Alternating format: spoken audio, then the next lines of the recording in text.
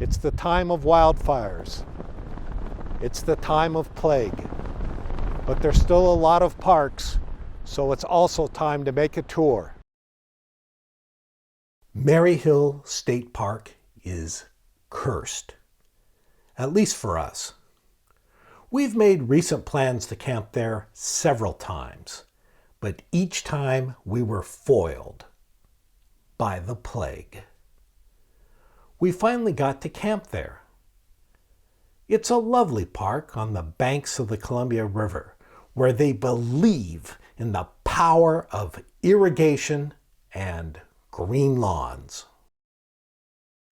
For now, the curse looks like it has been lifted. The only negative was the fire ban, so no campfires. Why? Wildfires. This world-famous rock shop is in the middle of nowhere in Oregon. It's eccentric. Even by rock shop standards, it's eccentric. Peacocks wander the grounds. All the bargains are found outside the shop. Inside the shop is overpriced stuff that only fools tend to buy. Here's the really pretty rock I bought inside the shop. Crater Lake National Park is known for its beautiful lake, the deepest lake in the United States, inside the crater of an old volcano. There are many things you expect, like a crater and a lake. But as in many other parks, you also find really cool things you don't expect, like these spires they call the pinnacles. There was a fire ban because of the wildfire danger, so no campfires. Because of the plague, we couldn't do some things that we normally could, like take a shower. The ability to take a shower in a national park campground is a rare thing. The National Park Service does not like campground showers. The fabled Pacific Crest Trail runs all the way from Mexico to Canada. I always wanted to say I had hiked that trail. So, when I saw the trail cross the road we were on, I immediately pulled over and started hiking. Now, I don't want to mislead anyone. I tragically was not able to complete that trail. I might need to prepare a little bit better next time. But I may still try to write a best-selling book about my experiences on the trail. Lava Beds is a national monument. National monuments are like the junior varsity of the National Park Service. Scrappy contenders that hope to make the big national parks team one day. A massive wildfire had been burning in lava beds. The signs were literally everywhere. Wildfires did not get this side of the road, but the wildfires got this side of the road. According to its official website, the campground was closed. But the wildfire was pretty much contained in the monument, and 2 days before we got there, the hotshot firefighting teams that had taken over the campground left. So, we ended up with this for a campsite. To get away from the heat and the smoke, we decided to go caving in one of the many caves. When you go caving, it's important to have a couple safety items. First of all, head protection. Got it covered. Second, light source. Ready to go. What is this metal fence protecting us from in the cave? This. A ginormous hole in the floor that goes down. This is considered an easy cave. Yes, we are finally back to the entrance. Oh, thank God. Note to future self, Never go into a cave graded harder than easy. Tonight, I am not at Lassen Volcanic National Park. Why? They closed it. They closed the entire national park because of wildfires, of course. So, I'm spending the night in a commercial RV park.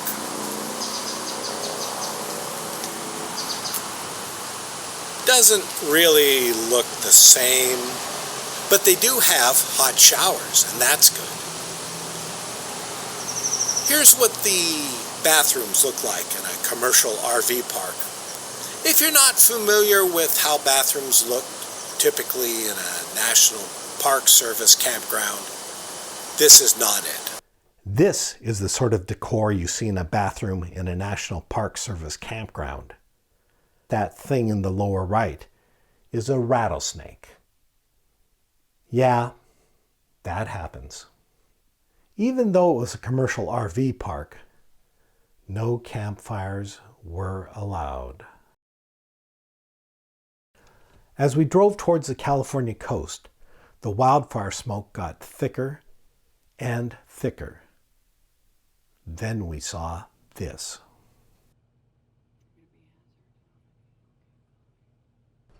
Our wildfire luck has finally run out. We're stopped by the side of the road. There's wildfire on both sides of the highway up ahead. We're waiting for an escorted convoy, probably leave in about a half an hour. I'm thinking today was not the best day to fill up the propane tank. Whoa! Eventually we got to the California coast and Redwood National and State Parks. These parks are known for their really big trees. How big are the trees?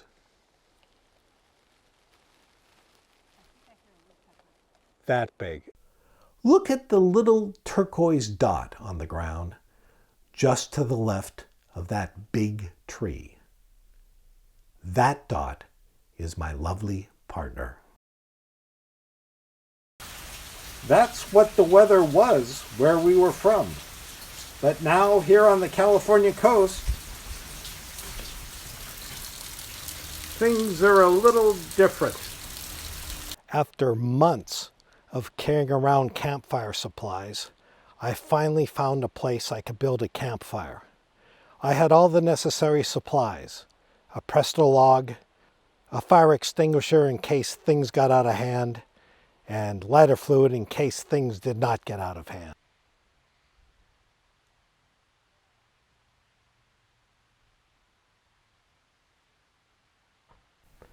Having a campfire now and then, it's good.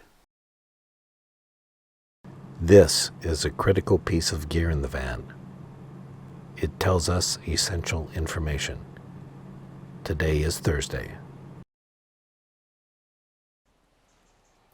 What do you think? Does my beard need a trim? Yes.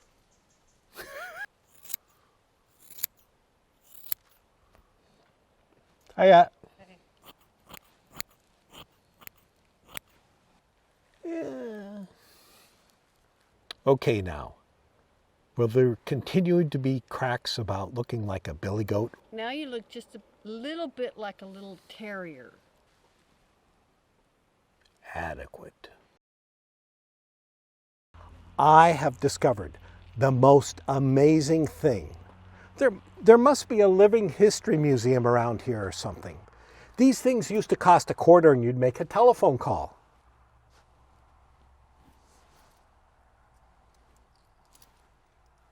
Guess it's 50 cents now. Pick up the phone, listen for a dial tone, insert a quarter, insert another quarter, inflation, and then dial a number.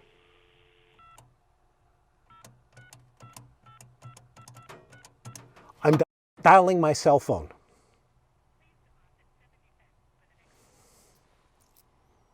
Wants 70 cents because I'm not a local call. I don't have it. Okay.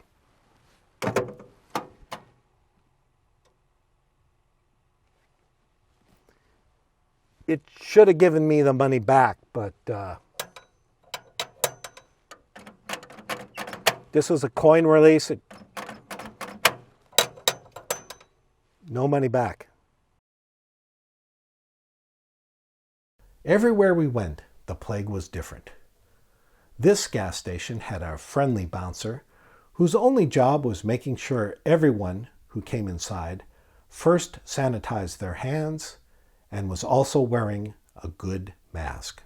Then you'd drive some miles down the road and find a huge grocery store with no bouncer, no signs, no hand sanitizer, and no one inside wearing a mask. Apparently getting the plague was optional there because they didn't have any healthcare capacity left. I guess that's how the cause and effect worked. Our own plague luck ran out at the Oregon caves.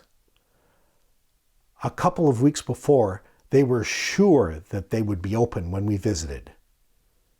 But now, all the tours and caves were closed. Why? The plague. The Clark's Nutcrackers, demonstrating why it's probably not a good idea to leave a dirty campsite. And pelicans. We saw majestic deer. We saw mighty elk. And we saw Ralph, a golden-mantled ground squirrel. Ralph was working the morning cute squirrel shift at Crater Lake. If you want to cover distance quickly, nothing beats a freeway. But if you have the time and you're open to more adventures, you may want to check out the back roads and the roads that are less traveled. I have a brilliant idea. A zip line. A zip line from where I'm standing to the top of Wizard Island. What could possibly go wrong? How did they get back?